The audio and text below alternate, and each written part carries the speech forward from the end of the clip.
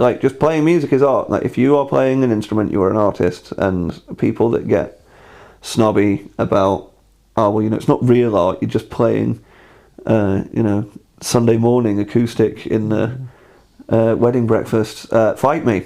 Yeah. Because, no, that's just as much art as writing a really cool song or painting or whatever. Like, it makes the world prettier, and it serves no purpose other than that. Hi and welcome to Season 2 of Big Gig Energy, a podcast by musicians for musicians, helping you get bigger gigs no matter what level you're at. I'm your host, Steve Leggett, and with over a decade of experience as a professional musician playing everywhere from pubs and functions to travelling the world in a ukulele boy band, I understand that going pro is often where the challenge really begins. But I'm here to help. Where Season 1 was primarily a manifesto explaining my personal take on what it takes to make it in what can be an extremely unforgiving industry, Season 2 will feature a whole ton of awesome guests that all musicians can learn from. So whether you're a seasoned pro or just starting out, this season will hopefully be of use in helping you unleash your own big gig energy to work and play better in the music industry. So let's get to it. Well, hello there. Thanks for joining us for part 2 of my interview with Sam Cummings. In this episode, we'll continue our discussion on the joys and pitfalls of the function music industry, talk about mental health, trigger warning here for references to suicide, which include discussion of a method, and Sam shares several war stories from his years of gigging. Once again, this episode features extremely strong language from the start. Let's go. So obviously, your current situation is you're a student. Yeah. How did that come about? How did you end up going back to school? What brought that about? So I was quite happy doing the thing I was doing, which just gigging and doing that and like noodling, playing. I write songs and stuff, but I wasn't really doing anything major. I kind of had plans to record and release an album, and then that thing happened, the plague. The thing. Yeah, the thing, the death. The pandemic happened, and it just wiped everything out really hard. Like, it was a complete decimation of everything I kind of really knew. And fortunately, I was like living at home with my parents, so they they did just support me, which was cool, but I still ran up phenomenal credit card debt just existing, and I didn't really get much support. And also, because they gave us the support package things, but I'd been doing some cruises in the past years before that, and they don't technically count as income, and they wanted 3 years income for when because they were going to base it off that stuff, and I was like, oh, I'm in big trouble, because I had a really good year the year before. 2019 was like the best. 2019 might be the best year I've ever had, money wise. I don't want to put a number on it, but I earned a lot. I say a lot. I earned a lot for a professional musician, and this job is pretty low paid usually. You have to work a stupid amount to earn loads of money or be Steve Gadd, and so, which I'm not. And so I earned like loads in 2019. The Frankies did really well. The Molehouse Boys did really well, and I got some good depth gigs too, and it was great. We were all eating real good. And then obviously this came in, blew it all straight out the water. And because I used to be terrible at saving money, and I'm still not great, I had no cash. So I literally was buying amps the day before we couldn't move anywhere. I sold my two. I had that Twin and the Boogie, and I sold that to get the Marshall. And then I sold that to get the Les Paul, the one that I'm constantly crying about because I love it, but it's shit. And I bought that the day before. The day before the restrictions came in. Man. And I had that on tick, and the idea was to buy it with the money I got from selling the amps. And then I sat there, and they were like, oh no, everything's gone. Maybe I'll keep this money and just live off it. And then that disappeared. Oh, shit. And then more money disappeared. And then I'm just like credit carding stuff. And I'm like, oh no. Because you still got to pay for a car. Still got to pay for insurance. Like, they're not letting me off on any of the credit card shit I'd already run up because I was getting myself in trouble and like in my overdraft. And oh dear. Anyway, that kind of hit. And about 6 months through it, I just had a thought one day of, personally, I was kind of like, well, what if this never ends? What if we're just here for years and years and years? I need something that I can do, And part of me was like, you can get a maintenance loan for being a student, and it is a loan, but it's 10 grand. It'd be enough to start chipping away at this trouble I'm in. Yeah. Guess I'll do that then. Also, though, I need a point for it, so I was like, why would I do this rather than just get another job, even though there's no other jobs? I worked for Amazon for a bit and got signed off medically, because do you want to hear the funniest but slightly dark story ever? Oh, please do tell. Okay, so this is trigger warning. I was contemplating suicide. So, but it's really funny, and you should laugh. Is I was driving, I'd been doing Amazon for 3-4 months over the peak period. Right. Which is why I'll never slag off an Amazon driver ever again. I don't care if they leave my stuff at the doorstep. I would too. Fuck that job. It's the worst. They need to pay those guys triple, because they're actual legends. It's so difficult. I'm so bad at that. I was the crappiest Amazon driver ever. So if anyone's living in where was I? In Shrewsbury. Oh right, yeah. Yeah. So if you're in Shrewsbury and you had your packages over the Christmas period and it was dead late and wrong because I'm bad, I'm not sorry even. I'm just bad. And I was driving to that, and I couldn't do it anymore, man. I hated it, and I hated the feeling of doing something so unfulfilling, and I'm rubbish at it as well. So not only am I doing something I don't like, I'm doing something I'm not good at, and I hate that because I do things I'm good at. It's like the reverse of the whole ikigai thing, where it's like, you don't enjoy it, you're not earning much money, you don't want to be there. It's just I was driving, and my mum used to make my packed lunches because she's a legend, because mums are legends. And I saw this steak slice in the box. Now, cool thing about Amazon is you're not allowed to stop. You mean you are allowed to stop? You're supposed to legally have half an hour every day that's like your break, so that you're not driving for 10 hours, and so that you have a wee and eat some food. But they literally tell you to skip that and just carry on. And you also might get a phone call from your manager if you stop to have a piss. Oh my God. Because they've seen your van is stopped. Wow. And they're like, what's up? And I'm like, I'm taking a shit in the bush right now, my dude. So, do you want to fuck off? Was an actual conversation that was had. And my manager was a nice guy. But he was like, what's up, Sam? I've seen you stopped. And I'm literally like, I'm taking a shit in the bush. I don't know what to tell you. I needed to go. And he's like, oh, right, well, just clean it up and crack on then, I guess. I'm like, yeah, thanks for your permission. Fucking hell. So they get on you for that. You can't stop. So you're not allowed to stop to do any toilet stuff, and you're not allowed to stop for anything else. You just have to deliver parcels. And it's brutal. It's a brutal job. Hated it. Driving, seen my steak slice, I was like, yeah, sweet. One thing to look forward to in the day. In fact, I used to eat, because I was in Stoke and delivering in Shrewsbury. It's an hour's drive. I'd pick up the stuff, drive an hour, and in the hour on the way there, I'd eat my food. Yeah. Because that way I could just do the whole thing. And so I was like, steak slice, let's go. Open it up, it's not a steak slice, it's a pasty. I love pasties, but for some reason, the fact this wasn't a steak slice and was in fact a Ginster's pasty filled me with such incandescent rage. I don't understand why I was so mad, but I was so angry. I was driving down this country road at 85 miles an hour trying to find a tree to crash in that would kill me. Fuck. And that's when I noticed. And I caught myself doing it, and I put the brakes on, and I drove normally, and I got to a place that was safe to pull over. I called Yuhan straight away, and I was just like, yeah, so I'm going crazy. And I told him the whole story, and I was like, yeah, you're allowed to laugh at the pasty thing, because that's piss funny, and I know it's very silly. But, yeah, I'm done. So I got signed off. Yeah. And so I was like, well, what do I do? I can't do any job that engages my brain, because I don't have any qualifications, because I left school, and I said, depressed, neurodivergent, flunked my degrees. I got a U in geography because I didn't do any coursework, because I didn't have any help doing coursework, because I need help doing stuff, so I just buried it and played PlayStation a lot, and practiced guitar and bass. And so I was like, well, I don't have any grades, so I can't do any job that might stimulate my brain in a way that I want to do things. I'm only going to be able to do drudgery. There's nothing wrong with doing drudgery, and I'm only calling it drudgery because I hate it. I know loads of people love being builders, and I think it's an awesome profession, or love being in a trade, and that's super cool. Or a load of the guys I work with love being delivery drivers, and they were really good at it. I'm just crap at it, and I hate it. So I was like, this is my future.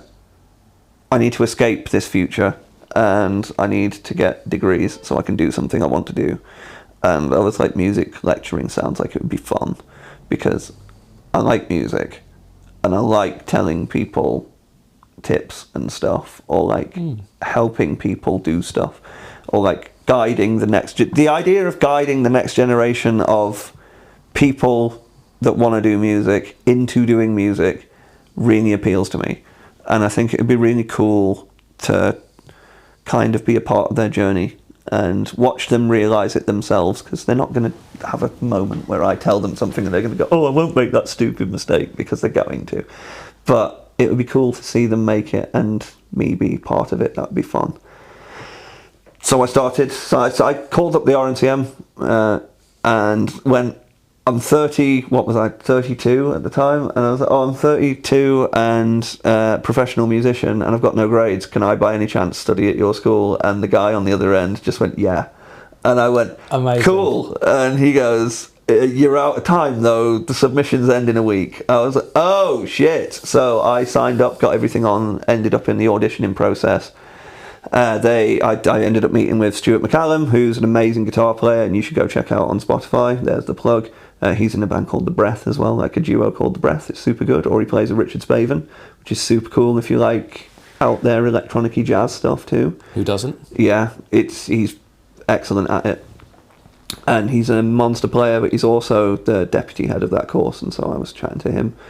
And him and the leader of the course, Andy, kind of asked me what did I want to do, why, and all the rest of it. And I told them. They thought it was a good idea, so I did the audition and I got in, because of course I did, because like, not wanting to brag, but like, if I can't get into an audition for a course of 19-year-olds when I'm a professional player in my 30s, I'm in the wrong job. And like, we did that and it was good. I've loved learning. It's been ace, and I've improved so much. Like, that's been the coolest bit, is I'm like 70 times the player and musician I was when I started. It's been noticeable, the gigs I've been on with you, since you've been picking up all the jazz theory and all that mad voodoo shit, like, just it's noticeably come across in your solos. I've gotten noticeably worse, because I'm well, it's not that you're putting all these crazy, you're not deliberately putting in as much jazz as possible, it's just you're noticeably, like, I don't know, like your ideas and stuff. It's just, you just, but I can now like do stuff like understand changes, whereas before I just thought if you played one pentatonic over everything it would work, and it does, and I'm not having anyone say otherwise. I'll fight anyone. Like, bring it on, anyone right now. A minor pentatonic works over any A chord, fight me. But Jake Paul, yeah, he's been real quiet since I said that, hasn't he?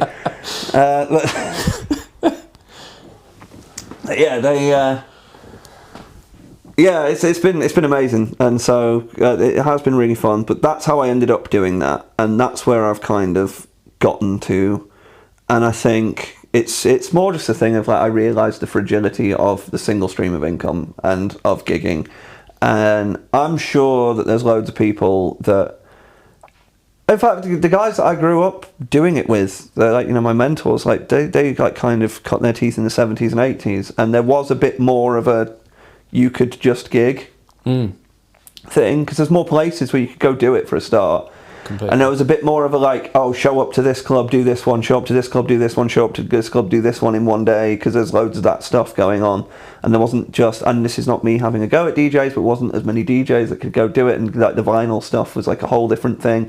Whereas now, like, Spotify handles a lot of what the club band thing would do, and a lot of clubs where there was the club band don't exist, or if they do, it's very changed. And like, club band was a different thing.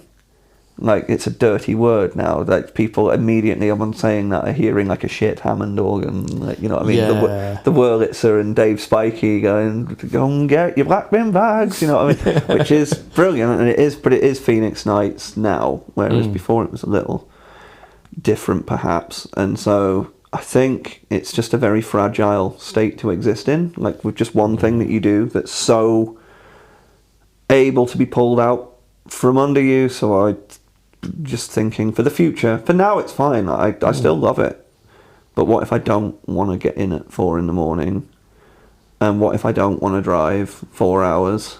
And what if I just don't want to learn someone's first dance? And what if I don't want to do this anymore?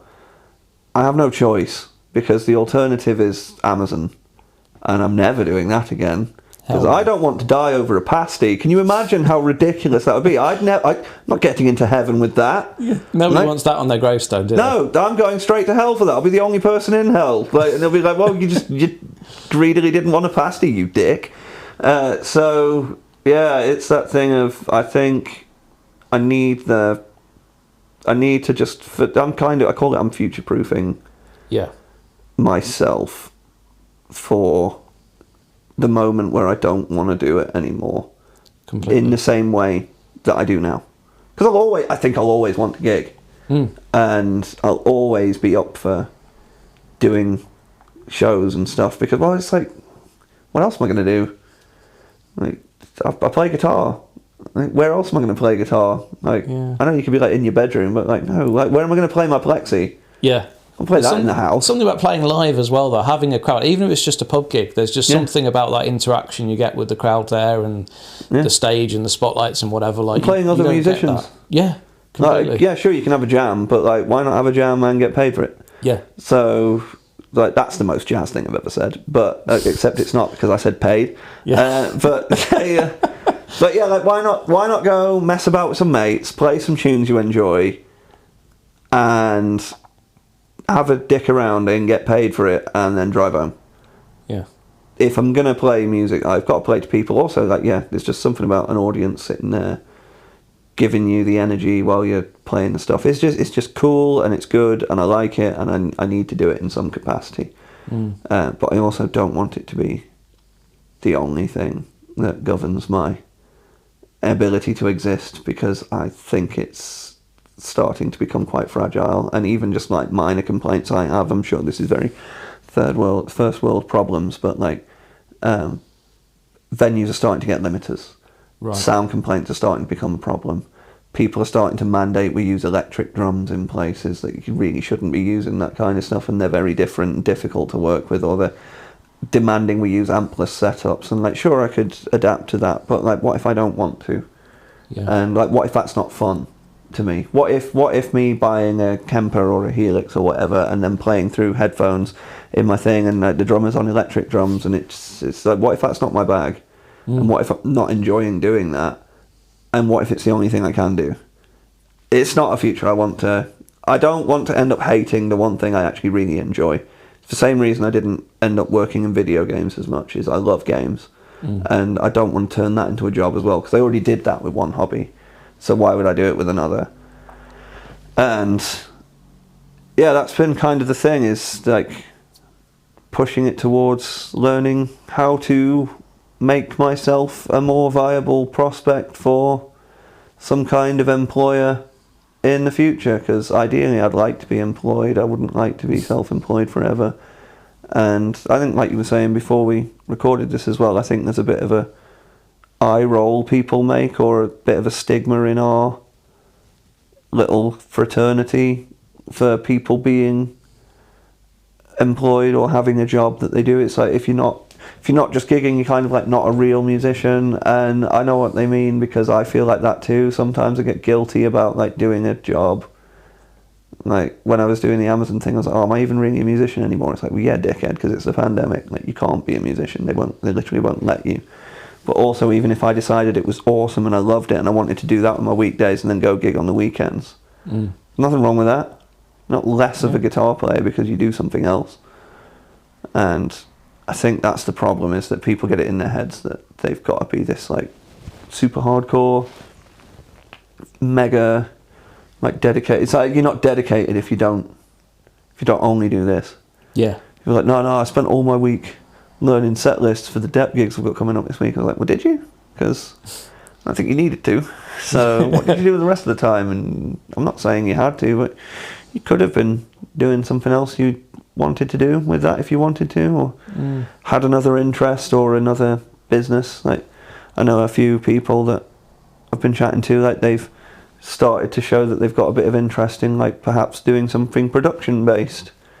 Yeah. Which I know is very hard to break into, but at least they're interested in that. And I think it's like as your relationship to gigs changes throughout the years. I'm starting to notice now that I do want to do some stuff that is fun as well, because I only do stuff for money at the moment. Yeah. And I would like to be in a position where I could bin off a weekend's worth of gigs and not feel it in order to go play maybe my stuff or someone else's stuff and maybe not get paid that much for it.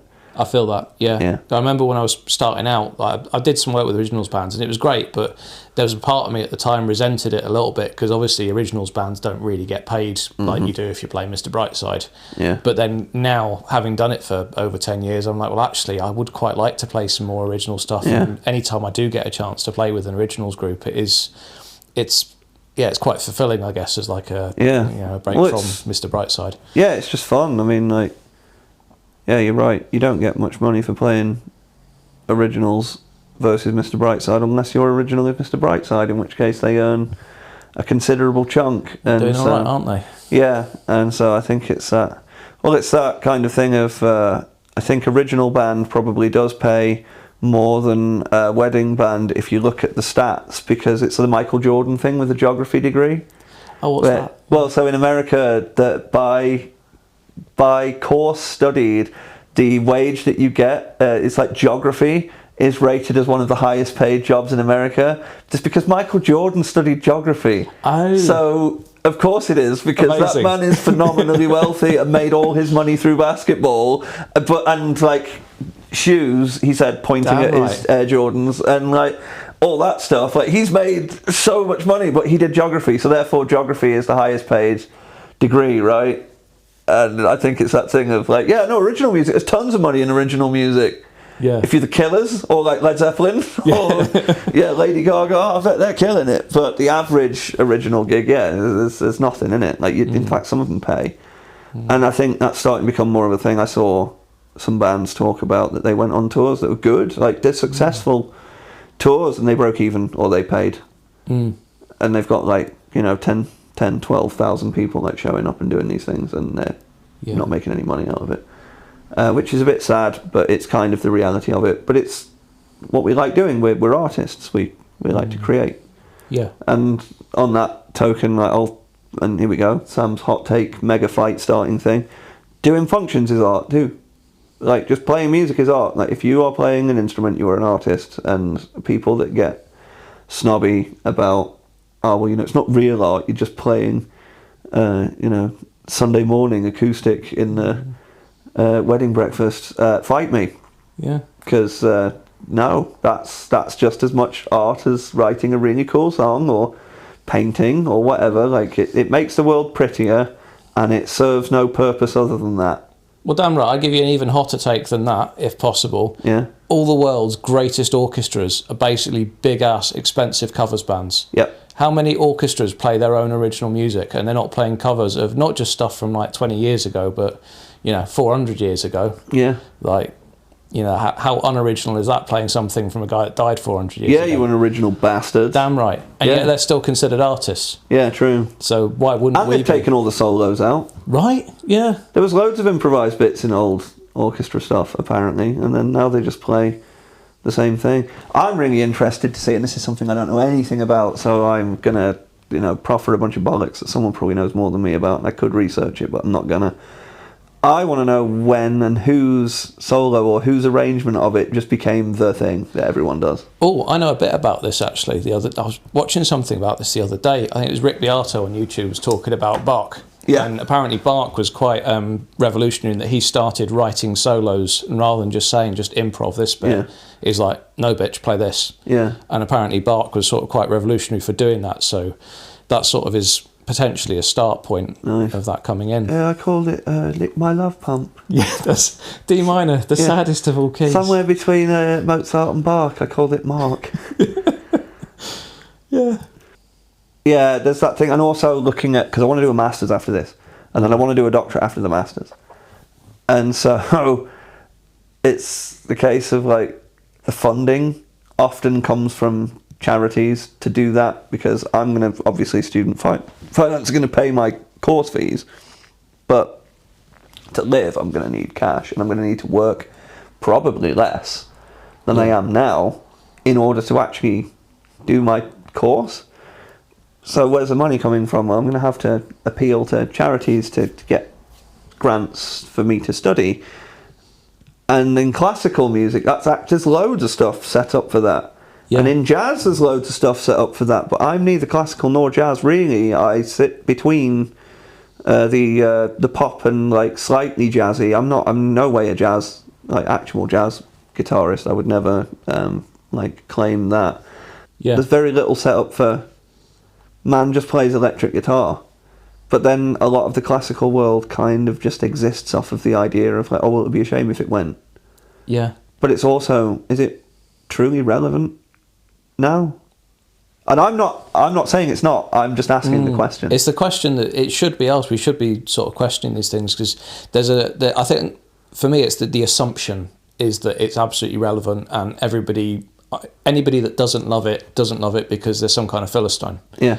And I remember having that a bit in my uni because I studied at Hope over in Liverpool, and I remember having a lecture once where the guy walked in and he started off his lecture and I thought it was like some kind of hot take to get us interested, but it turned out it was just his opinion, was that just anything that's not classical music, so pop, jazz, all that stuff, it's just for people who are afraid or unable to think, I think was his quote.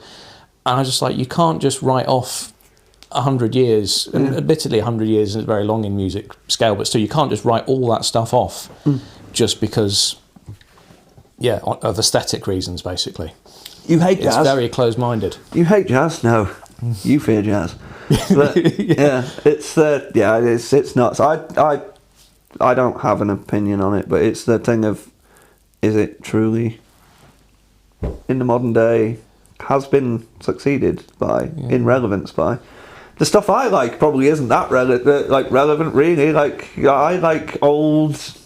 blues rock and hard rock stuff from the 70s and 80s. Like, how much of a call is there really for that kind of guitar player at the top stratosphere of public relevance? Not really. I think we're kind of a meme in a way. Like, it's like a thing where it's like, oh yeah, the dude can shred the guitar, man. It's like, oh, do you want to pay to hear it? No. Okay, cool, sweet, nice, good. It's the new jazz, really. Yeah, exactly. Yeah, great, good. So it's good to see that I've managed to pick a bunch of stuff that no one wants to hear. But oh well. That's it. But I think a point I'll take is I should probably get some classical musicians on here to sort of state their case and to air their views. But it's interesting the overall journey, sort of going back to where you first started to where you're going now. It's interesting. It feels like you're sort of almost coming full circle, in that you started off your career as a musician by having a set of very, very uninspiring teachers and people that basically you've succeeded as a musician despite them. And now going forward, you're looking at, you actively want to be an inspiring teacher and inspire the next generation rather than just teach nylon guitar for the paycheck. Yeah, well, being a shit teacher's just not good.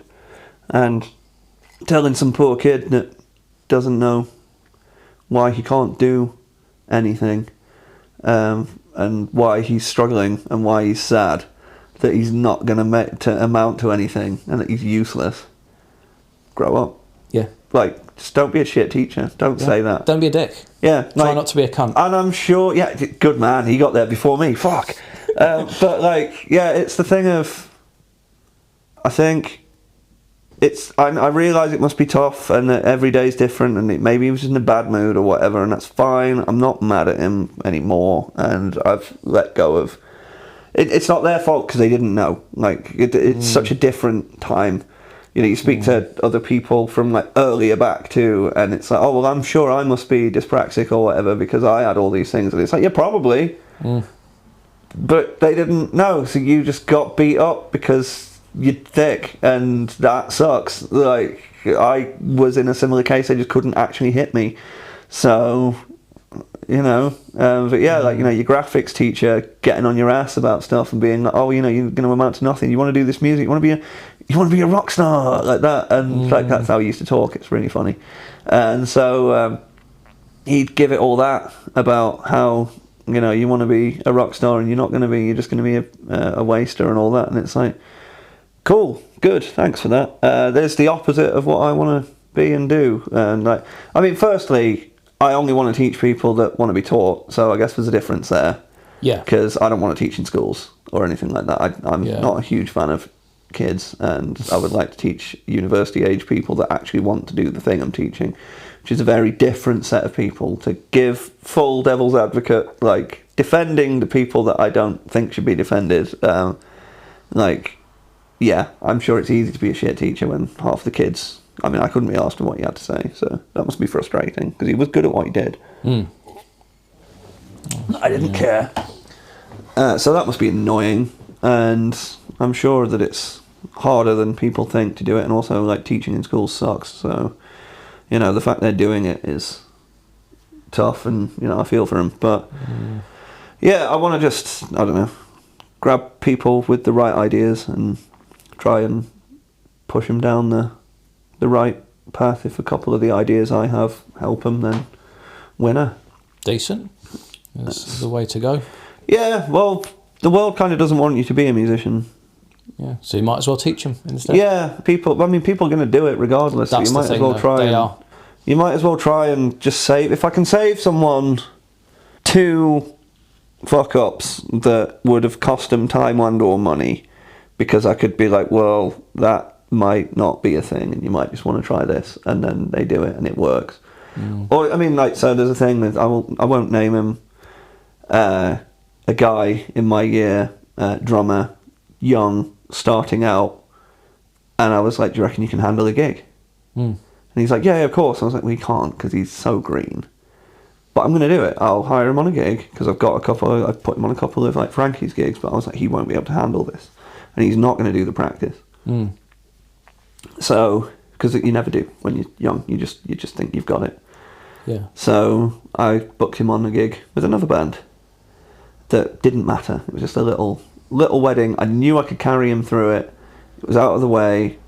I know it sounds bad because I'm taking someone that I knew was going to do a subpar job to someone's wedding that I'm charging them for, so I know it sounds unprofessional, but I knew what I was doing. I knew that they would be fine with it.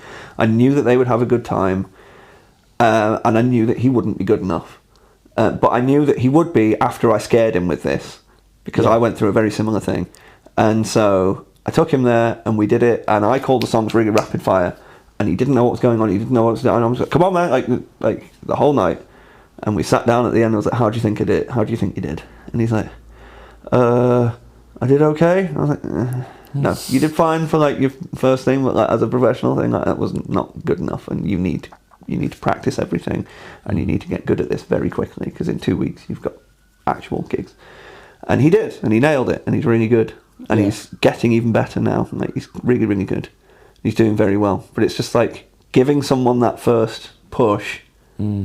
That's really cool, and I enjoyed doing that, and it would just be nice to be able to do that for a few more people. Just kick them in the right direction. They've got the rest of it sorted out. Like, they don't need someone sitting there telling them what to do in a stuffy room, being like, oh, you think there's so many things you've got to experience them to know. There's no lecture could explain to someone how to deal with their first wedding gig if they've never done that before or anything like it. The only way to learn is by doing it. Yeah, well, also, like, who's going to tell you that it's going to run late? Of course it is. There's the dinner's going to run over, the speeches are going to run over, and then you're going to get in late even though you've been waiting an hour and a half, and it's still going to be your fault somehow, and they're really pissed off at you now because they're not going at 7, despite the fact that they finished everything at 6:30. And you said it takes an hour to set up, roughly. And we're quick, so we can get that done in 45 if we really get on it. But we need to get like, all the rest of it. And, like, no one prepares you for people not knowing what they want. People not knowing how to run an event. People not knowing stuff like, oh, the agent said you were going to do 340s, but you're saying you want to do 2 hours. And I'm like, well, yeah, because the agent says that because it's marketing. 2 hours is better. Or even 2 sets. Just don't worry about the time, because you've got the cake cutting at 8 and you want the first dance. Like, it's 7:15 now. We're not even set up. So let's just not worry about that. Push the cake cutting back, and then your food's at 9, so we'll just do whatever it is for first set, like 40 minutes or whatever, and then I'll add what we didn't do from that first hour onto the second one. We'll do a big long second set, and we'll do it later at night when you're all pissed, so that we can have a load of fun. And to be fair, most people, once you say it like that, get it, but no one prepares you for needing to be able to do all of this, and needing to be able to talk to people in such a way that, and developing the thick skin of Because there's going to be a couple of gigs that just go really wrong, and the client's horrible, and they say awful things to you, and it's really rubbish. And I mean, I've got the gig from hell is what we call it, and I depped for a band, and this happened, and their bass player, his van broke down on the way, and instead of trying to get the van fixed, which is what I'd have gone, well, recover the van to the gig, do the gig, then we'll figure out how we're getting home from there. He didn't do that. He had the van, he turned the van around and went home, and called up the drummer and went, can't do the gig. So I went, no, we can save that. Called up Nick, who drove to the lockup, grabbed a bunch of gear, came down, but obviously it's a 3-hour drive, so he's going to take some time. So I tell the bride and groom what's happening. I'm saving their wedding. They're annoyed at me. Because now they've got to wait. Who's going to DJ? Well, no one, because we don't have any stuff. Oh, I see a portable speaker in the corner, and I've got my phone. Playlist. Plug it in. Do that. Yeah, all right, it doesn't sound amazing, but it's enough, and people are having fun. Bride and groom are really annoyed at me. It doesn't sound very good. I'm not playing the songs they like. I was like, okay, what songs do you want to hear? They tell me a few. Put them on. It's time for the first dance. Photographer wants to go home. Okay, cool. What's the first dance? Put it on the thing. You guys were supposed to play it. Well, I never was going to, because I didn't know about this gig until like this afternoon, and because they called me on that day, and so I was like, yeah, I can be there. I'll see you in a bit. And then I arrived, and this is going on. So I was like, well, that wasn't going to happen anyway, because they never told me about that, and I also have been driving all day. So best thing we can do is play it on this iPhone, and I do it, and it's fine enough, I guess. And I've got a microphone plugged into this thing, so I can talk as well. And I'm trying to do the best I can, and then their brother or something, bride's brother or brother-in-law, is a DJ, and so offers to DJ the thing. I was like, well, that could have happened earlier, but yeah, sure. And all the while when I'm helping him load his stuff, and he's like, I've never seen people so unprofessional to be this late. I was like, we're not late, dude. Like, we're... the van, I'm saving this wedding, man. Like, I could have gone home and charged you, because I would. I'm not doing it for free. I've driven all the way down here. I've done the thing I was paid to do. I was paid to get here. Anything else is like, that's fine. I realise I sound like a hooker here, but like, like the legal thing is like, I'm paid to be here. That's it. If you guys don't have the ability for me to do the gig, I'm being paid. I paid to show up. Everything else I do is just what happens. And I know, there's no way I can say that. It doesn't sound suspicious. And yeah, so we do that, and he DJs a bit. Nick arrives. We've all set the gear up, so we bring all the PA in. Literally set the PA up in record time. Nick plugs his bass in. We play. That quick. And we're starting to play. Bride's really annoyed. Keeps walking up to the drummer and saying stuff in his ear. I'm wondering what she's saying. She was apparently telling him how much she hated him, and that he was the shittest musician she'd ever seen, and that she hated our band, and we were all terrible. And apparently this is because she had given a list of songs to the band that were the only songs they were supposed to play. And so I'm playing Sweet Home Alabama and doing a big solo at the end, and people are like having fun, they're enjoying it, because that song always goes down weirdly well. And I mean, I love it, but I don't understand why it's like a big banger. And the groom comes up and just tells me to stop. So I'm like, well, I can't, I'll just finish this song and then we'll... Nope, keep telling me to stop. And then he's just like, fucking stop, and grabs my guitar. And I was like, okay, this is weird. I just like get off the mic and like, what's up, dude? He goes, my wife just wants the songs played on her list. I was like, well, the list isn't long enough, and I don't know every song on there. He's like, well, why not? You said it. I was like, I didn't say a thing. The band may have said that, but this is not the band. This is a rescue. This wasn't able to happen, and I just rescued this for you. Nick knew about this gig 3 hours ago. Like, it's not fair. And he was like, no, I just want what's on the list. I went, right, cool. I'm going to play exactly what's on this list and skip the ones I don't know. And at the end of it, I'm going home. And so we did it. And I got to the end of the list, and it was about 45 minutes. And I went, that's it. Turned it off. And they're like, you can't go. What are you doing? like getting really aggressive. Wow. Someone was trying to fight me, which I can't fight, so they'd have won that. But I'm 6'4", so I just looked at him and tried to mug him off, and then realised, what am I doing? I'm going to get knocked out, by a 3-foot midget. And don't think I'm afraid to lose that fight, because I will. I'll get chinned. Not a coward. And so I'll get knocked out by a midget. Bring it on for money. And come on, Jake Paul, I'm calling you out again. But yeah, that thing of like, oh man, it was so bad. And the drummer was out the back crying. Turns out his granddad died that day. He was having a real good seriously? day. Yeah, he was having a great one. And I just remember being so scarred by that. Like, it's still the gig from hell. It's the worst gig I've ever done. That was horrible. Those people sucked, and I really, really hope their marriage was miserable. And they deserved each other, man. They were just the worst. Like, if you're out there, I know they're not going to listen to this, but if you're out there, like, I hate you guys. You're the worst. Like, really the worst. Like, sincerely, I mean this in the nicest way. Some of the biggest bags of shit I've ever met. Wow. And like, I genuinely hope, like, and I mean this with all the love in the world, that you are miserable right now, that you are like miserable and alone. Fuck you. Wow. Fair though. Yeah, the worst people. Yeah, they fucking suck. But that is big gig energy right there. Like turning it around from guys, I'm going home to here's a band. Yeah. And pulling it out. Well, you got to do it. Making it work. Like, 'cause at any gig, you can do it. Like when you're a pro, you can just do it. Like you can save basically any situation if you want to. Like you can do it. Like I just feel like I've been paid to be there. The only time I haven't done stuff was during COVID. I got the bug and I lost a bunch of money because I had to cancel a bunch of gigs, because I know people were kind of being a bit cheeky about it and some people weren't telling people and they were doing stuff. I just didn't go. And I thought it was the right thing to do at the time. We weren't really sure what the virus was or like how bad it was or anything. I wasn't really comfortable putting people at risk at the time, so yeah, I didn't go. That's that one. So those gigs I didn't do, and there was one time where I was really, really, really ill, and yeah, I was supposed to be like playing outside at the races.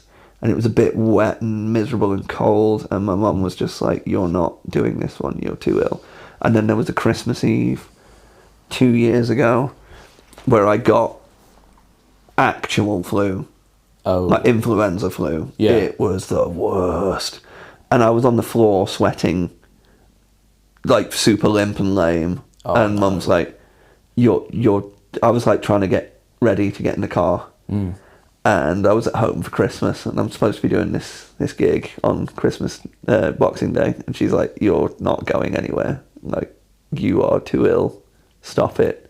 You better call and tell them." Yeah.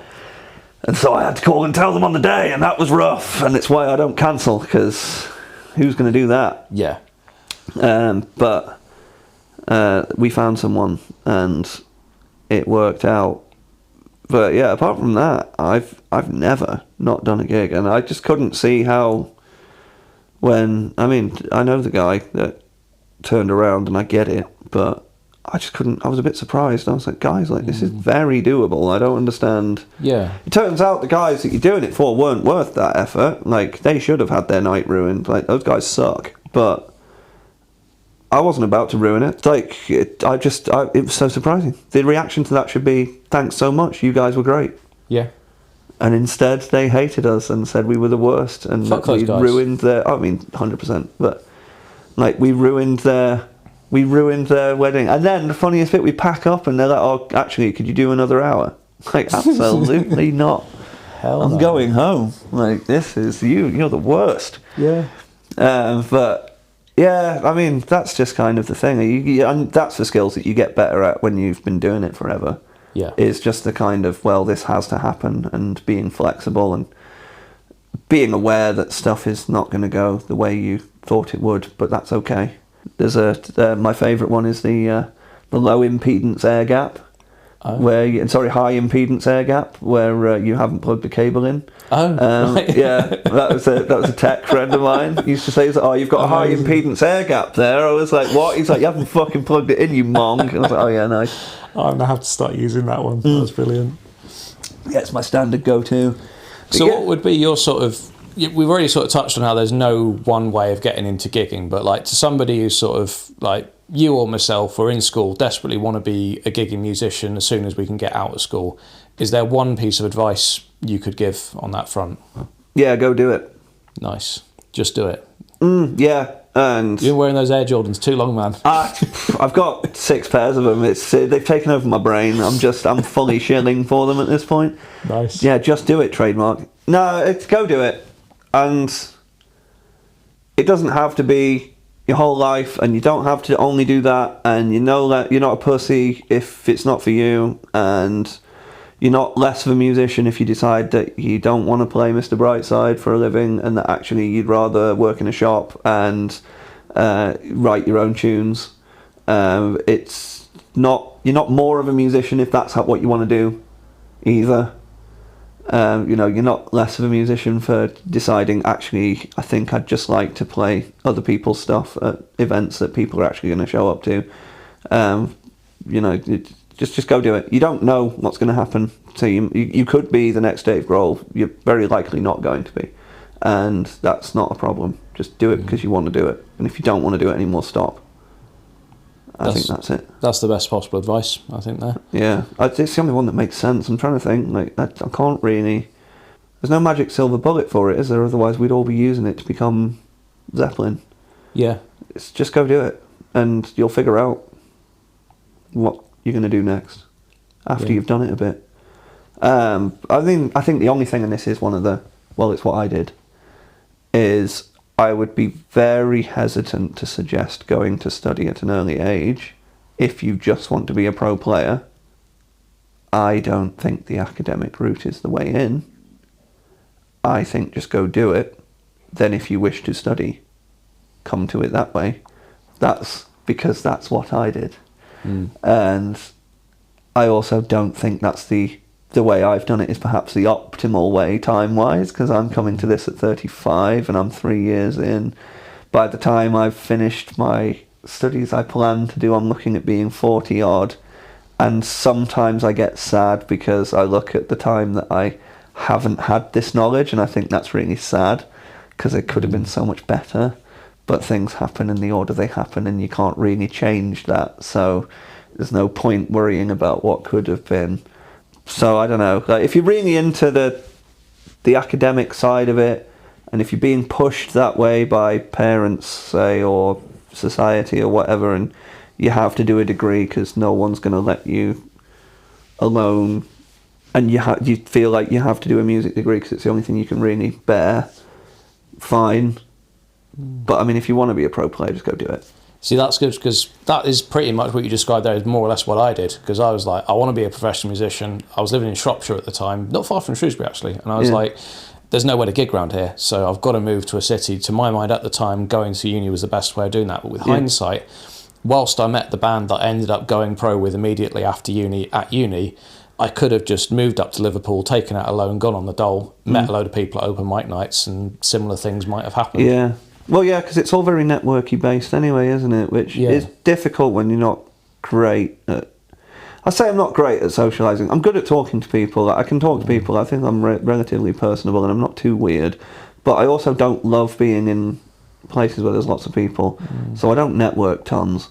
So I guess that's the hardest bit, is that I would have done that and not gone and spoken to anyone. But then you're in evidence of networking working, though, because the anecdote you told before about the drummer that you got the gigs, if he hadn't met you at the course, he wouldn't have had his first paid gigs. Well, yeah, so exactly. Arguably, you helped that lad go pro.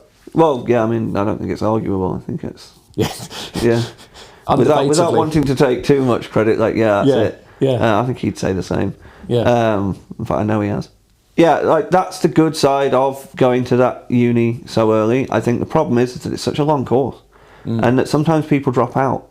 Right. And I think that's a really bad idea, because you might want it later, and you only get the funding once. Now I realise I'm going to a pretty posh school with a bunch of people that daddy's quite rich, so maybe they don't care as much. But my daddy isn't that rich, and so I have a limited pot of cash that I can do this all on, and it's running out. So I've got to do it all in one go. I feel like you could learn a lot of what we're going to learn here by just doing it. Obviously, you don't meet the people, but if you go to the right jam nights, if you just like turn up at friggin' Matt and Fred's and try talking to someone after you've done the jam, you'll meet someone that's there. Or, I mean, these days we've got the internet. You can go on Facebook. There's a load of function bands around that do it. I mean, if someone is listening to this that we don't know and they want to be a professional musician, like, I don't know, message the Funtime Frankies, like, they're looking for good players usually. Just message some bands and be like, I'm a really good dep and I'd like to play with you guys. Like, they'll either say yes or no. Yeah, worst they'll do is ignore you. Yeah, well, yeah, if you don't get a response, that's fine. It's not Don't like worry about they'll come to your house and beat the shit out of you for asking, is it? Like, I will, but I'm very much the exception. Yeah. And it takes a lot of time to do that, like, I have to put, honestly, resources I don't want to invest in beating people up, and it's becoming tiring, so I might stop. Yeah, it's just I haven't got the budget for it anymore. Yeah, in this economy, being a terrorist, not a thing. But before it was fine, before the pandemic, it was fine. Anything goes, baby. Yeah, we all talk about it now in the terror circles about how it's just not really sustainable anymore. It's a big shame. People don't have the same appreciation for it. No. But anyway, sorry, UK government, it's not me. But yeah, I think it's that thing of like just you'll make it work. You just got to go do it. Yeah. And you'll figure it out however you do it. I think if you want to study it, make sure you actually want to study it and that you're not just doing it because it's a thing. Like because you can meet people anywhere. Go on the internet. Ask if you want to do gigs, you'll find gigs. If you want to find people to do originals with, it might be a bit harder, but like I think you'll find them anyway. Go to jam nights, go to open mic nights, go speak to some people, go to some gigs. Too right. Like, go to a gig of a band you think's really cool and try and find the other people that seem like they might be musicians. I don't know. Yeah, you can usually spot them at gigs. They're the ones staring at people's hands while they're playing. Yeah, they're the ones that don't have a girlfriend with them. Yeah, find the single weird-looking one in the corner and be like, I bet he plays guitar, it'll be me. Yeah. But yeah, that's it. If he's about 6'2". Yeah. Bearded. Yeah. 6'4" with a shit hoodie on. That'll be the one. Yeah. Oh, amazing. Well, this has been a behemoth of an interview, but there's not been an ounce of fat on it. So thank you so much for all the... We'll finish up just with the usual thing. I normally ask people for a recommendation of an album. This doesn't have to be the best album ever or anything like that. Just what first thing that comes to your mind when I say give us an album? Right, well, we just talked about it. So Brothers Landreth, Let It Lie, mega album, song on that called... Made Up Mind has what we've just decided is the perfect guitar solo, and if you want something jazzier, let's go with Four and More, which is a live Miles Davis album from a concert that they split into two albums. So there's like the ballady stuff, and then there's all the coked up nuts stuff, and it's from the same concert, but it was so incongruous they split it into two albums. Four and More. Amazing. Super good. It's Coltrane on like Monster Coke. It's the best. The best type. Yeah, everything's 5,000 BPM and it's really, really fun. Amazing. That sounds so great. Oh, well, thank you so much, Sam. It's been an absolute pleasure having you. Really appreciate your insights and for sharing everything. And see you at the next big gig. Cheers. Yeah, nice one. Bring it on, Jake Paul. So there we are. Years of wisdom from an absolute legend and a real veteran of the wedding scene. Next time, I'll be joined by another music scene stalwart, Tom Favel. This guy's done it all. See you then. Thanks for listening to this episode of the Big Gig Energy podcast. This is the bit where I'm obliged to fish for engagement and stuff, so you can find me on Instagram as Big Gig Energy, that's BIGGIGENERGY, or you can get in touch via email at biggigenergy@gmail.com. I'll link anything relevant in the show notes below, but otherwise, if you've had any thoughts on this episode or would be interested in some one-to-one coaching for yourself and or your band, feel free to get in touch. Otherwise, do all the usual social media stuff, I guess, and let's keep the discussion going. Many thanks as ever to all my supporters and collaborators, and as always, best of luck with your next big gig.